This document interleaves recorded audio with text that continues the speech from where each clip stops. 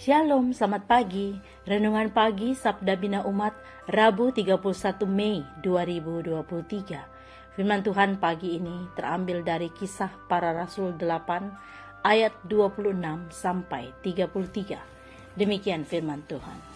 Kemudian berkatalah seorang malaikat Tuhan kepada Filipus, katanya, "Bangunlah dan berangkatlah ke sebelah selatan, menurut jalan yang turun dari Yerusalem ke Gaza. Jalan itu jalan yang sunyi." Lalu berangkatlah Filipus, adalah seorang Etiopia, seorang Sida-Sida, pembesar dan kepala perbendaharaan Sri Kandake, ratu negeri Etiopia, yang pergi ke Yerusalem untuk beribadah. Sekarang orang itu sedang dalam perjalanan pulang dan duduk dalam keretanya sambil membaca kitab Nabi Yesaya. Lalu kata Roh kepada Filipus, "Pergilah ke situ dan dekatilah kereta itu." Filipus segera ke situ dan mendengar Sida-Sida itu sedang membaca kitab Yesaya. Kata Filipus, "Mengertikah Tuhan apa yang Tuhan baca itu?" Jawabnya, "Bagaimanakah aku dapat mengerti kalau tidak ada yang membimbing aku?" Lalu ia meminta Filipus naik dan duduk di sampingnya. Nas yang dibacanya itu berbunyi seperti berikut. "Seperti seekor domba ia dibawa ke pembantaian, dan seperti anak domba yang keluh di depan orang yang menggunting bulunya, demikianlah ia tidak membuka mulutnya. Dalam kehinaannya berlangsunglah hukumannya. Siapakah yang akan menceritakan asal-usulnya? Sebab nyawanya diambil dari bumi." Demikian firman Tuhan. Renungan pagi ini bertema berkata dalam kuasa Roh. Peristiwa Pentakosta berlanjut dengan terbentuknya jemaat perdana di Yerusalem. Kehidupan jemaat pun makin membutuhkan pelayanan dan penataan yang serius.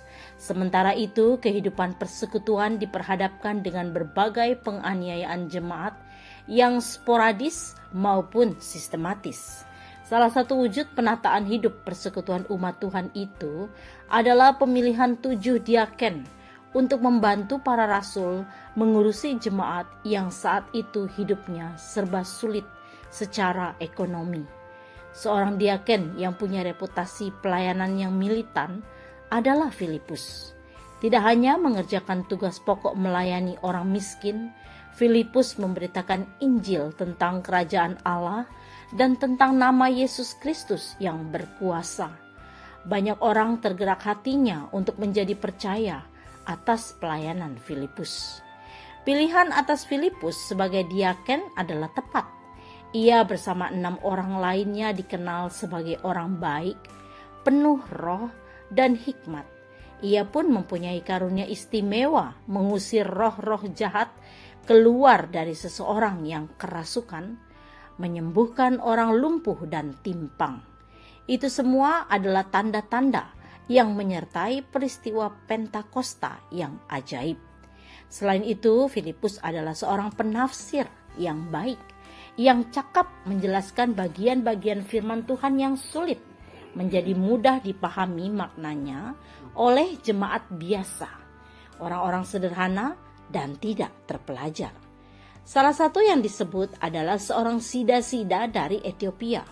Sekalipun ia jemaat biasa, jabatannya adalah pembesar dan kepala perbendaharaan di kerajaan Etiopia.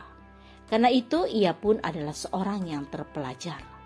Dalam agama Yahudi ia tergolong anggota, yaitu orang yang takut akan Allah, menyembah Allah Israel, tetapi tetap hidup dalam kebudayaannya sendiri. Ia menjadi penting karena terbuka menerima pengajaran Filipus yang kata-katanya penuh kuasa Roh, dan keduanya pun menjadi saksi Kristus yang dipenuhi kuasa Roh. Hidup yang terbuka lalu menjadi syarat berkata-kata penuh kuasa Roh. Doa pagi ini, ya Tuhan, jadikanlah akal budi kami sebagai mengasihi-Mu. Amin. Demikian renungan pagi ini, selamat beraktivitas. Tuhan Yesus memberkati.